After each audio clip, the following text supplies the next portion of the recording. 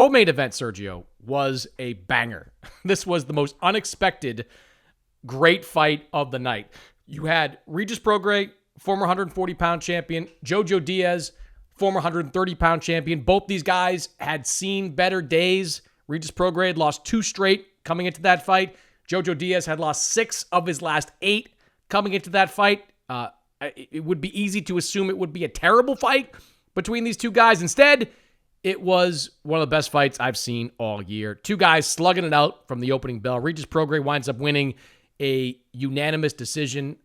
What surprised you the most about the way Prograis versus Diaz played out? Man, so many things surprised me. First of all, the fact that Jojo Diaz was able to hurt Prograis on multiple occasions. Jojo's not known as a puncher. That surprised me. The fact that Jojo actually came with a game plan. He looked good. He looked rejuvenated. He didn't look like a guy that was collecting a paycheck. Every round he was getting up from the stool and meeting Prograis in the middle of the ring. He wanted to keep fighting. He was pushing the fight. He didn't get winded.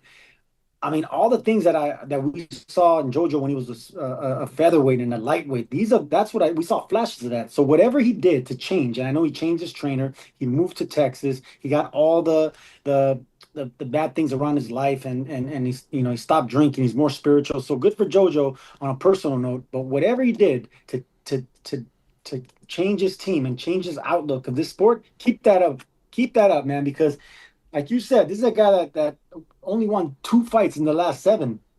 He's not a winner. He's losing. If you look at his record, that's the record of a guy that needs to retire. And I think he still has a little bit more to give. And I hope that it's a rematch with Regis Prograis because I really feel that he pulled off this fight, Mannix. It was a close fight, but I think Jojo Diaz deserved the decision because that 98-92 scorecard, that was a slap in the face to everyone that thought it was a great and close competitive fight. Nah, I thought Prograis eked it out. The 2 scorecards that had it 6-4, I think were dead on. When Regis wasn't getting rocked by Jojo, and there were at least 2, maybe 3 rounds where he got rocked, beginning in the first round, he was doing a lot more. Like, he was winning the first 2.5 minutes clean. The jab from Regis was effective. It was also a power shot for most of the fight. And he looked like he had trained hard. He looked like he was in shape and good to go. And, when he wasn't being battered in the final 30 seconds of those couple of rounds, he was winning most of them. So I think the decision was fair. As far as what surprised me, though, it did surprise me how far gone Regis's chin is. And there were signs that it was coming, right? Like, you see him get dropped by Devin Haney. That's a bit of a warning sign. Gets dropped a couple of times by Jack Catterall. That's a warning sign. I mean, I just named 2 guys that are good fighters, championship-level fighters, but neither one of them is known for their punching power. Then he goes in with Jojo Diaz, who is not a puncher. At any weight class, he was not a puncher. At 126, he was not a puncher. At 130, he was not a puncher. At 35, certainly not at 142 and change, which is what this fight was fought at. He is not known as a puncher. And in the very first round, he lands this little short hook that has Regis Prograis on skates. That was really surprising me because Regis Prograis has been in with some good fighters. He's been in with some tough fights, but I didn't think his chin was that far gone. As far as Jojo goes, this was definitely a fight that even though he didn't win, he didn't lose. He comes out of this fight as a guy with a future, as a guy that if he can get down to 135, which he has to, he's not going to beat anybody any good above 140. But if he can get down to 135, he can be a player in that weight class. I don't want to overstate what Jojo did because I do think he benefited greatly from the fact that Regis doesn't have a chin.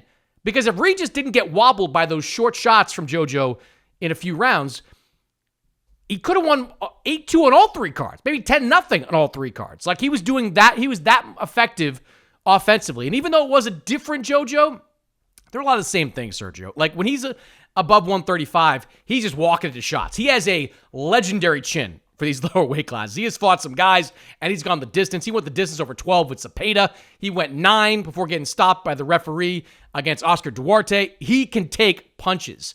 He doesn't throw, though, when he's coming in. The activity isn't there. So I thought Jojo fought a good fight, a better than expected fight. But to me, the story coming out of this fight is that Regis, I know he wants to win a world title, but if I'm Regis's team, if I'm Golden Boy, if I'm Brian Peters, I'm not going near one of the tougher guys at 140 pounds. Like, I don't finish this fight going, Regis is ready for Teofimo, or Regis is ready for Subriel Matias, or somebody on that level. I think if Regis wants to keep going, he's got to be very selective about who he fights. What do you think? I think his punch resistance is gone. I've never seen that from Regis Prograis, and I'm a fan of his. I think he's an exciting fighter that got a late start in boxing. So he's learning on the job, and he got a long way. 2-time champion. I mean, he's a puncher. He's like an old school throwback fighter. If you go back to like the fighters in the 30s and 40s and 50s, he doesn't do nothing special, but he knows how to break guys down, and yeah, I think he's a great fighter. But I if you can't take punches from Jojo Diaz, a blown up featherweight, I don't see any future at 140. So he has to really be careful about his next opponent, or maybe even cash out. Cash out by getting the biggest possible fight that you can, because at 36 years old, man, with the wear and tear that he has, I just don't see anything good in his future. And he's had a hell of a career. Nothing to sneeze at, nothing to really criticize. But yeah, he has one, maybe 2 fights left, and he needs to take a calculated risk, or just hit the jackpot and go for a big fight. Hopefully try to get like a Ryan Garcia fight, or something big. Something big. And I think Brian Peters, his manager, can actually, do that. Well, the Ryan Garcia stuff is interesting now, because before the fight, I would have said, nah, if Ryan's looking for a comeback fight, something a little bit easier, not that Prograis is a killer, but he might want somebody different than Regis Prograis, a awkward physical southpaw. But given what we saw from the chin from Prograis in this fight, that fight may have gotten interesting if Ryan, if he comes back in December and he's looking for just kind of a comebacky type of fight. If that's not on the table, though, why not do this again? Like, why not run it back between Regis and Jojo? Why not make it the main event of a small show in Southern California? I know that the dollars would not be what Regis would be looking for, and there wouldn't be a world title on the line, but it would be a fun fight. It would draw a good crowd in SoCal. It would be a perfectly reasonable main event on DAZN. It would make him decent money. He could probably squeeze $500,000 out of a fight like that as the main event. If he can win that fight cleaner this time, then maybe you can have a conversation about 2026 and getting into a bigger fight at 140 or potentially above. I think that's just the best fight out there for both these guys. Like, I'm not trying to compare it, but like there were some Ward Gotti vibes at that fight during times. Like, and I'm not saying that Arturo Gotti's a Hall of Famer. I don't think either one of the guys we saw in the ring is a Hall of Famer, but he was at the back end of his career. Mickey Ward was at the very end of his career.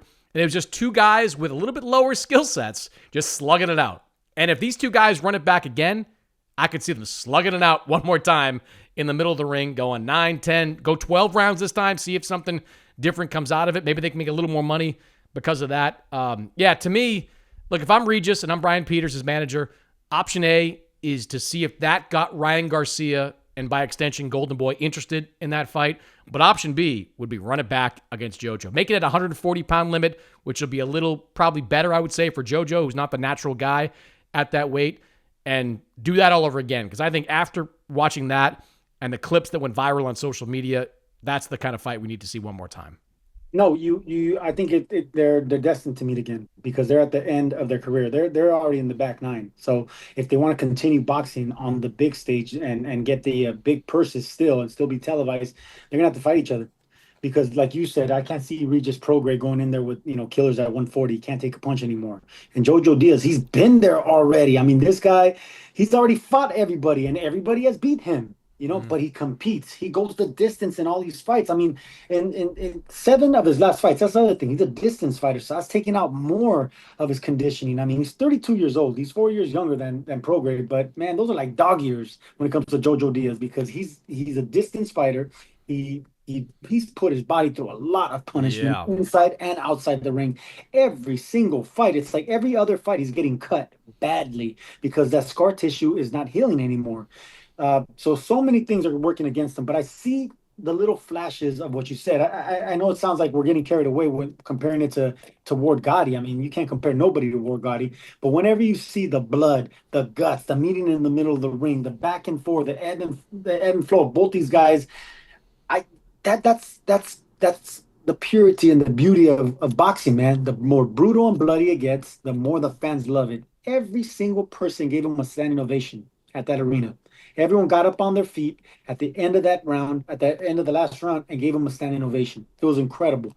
So they deserve each other, and I think that's the only way to go. They're gonna have to retire each other with a rematch, and maybe if they have enough left in the tank, a trilogy. Because what a fight! Look, if Jojo can pull out a win the second time, a rematch would be even bigger. Both those guys would give him more money. It's just the right fight to make. So I hope that smarter heads prevail and we don't waste time and we try to make this fight happen the next 6 to 8 months.